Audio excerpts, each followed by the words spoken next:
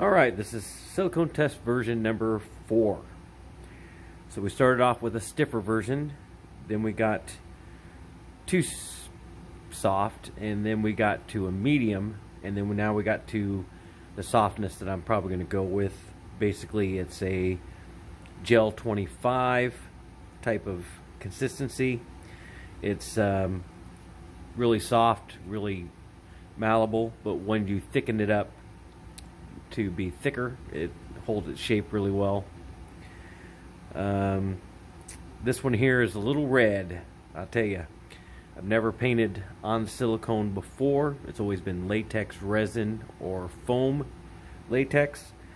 So silicone is new to me and it's a different concept, but once I get it down, it'll be a piece of cake, I think. Just got to know that it has to go on a certain way. Again, you want to start out with the lightest color first and work your way up, and I didn't do that, and there was my mistake why this one's red. It's got its little tongue in there. Got to still make the teeth for him.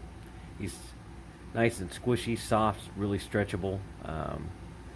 Pop the eyes out, replace them, put them in any orientation that you want. Again, this is test sample number 4. Thank you for watching.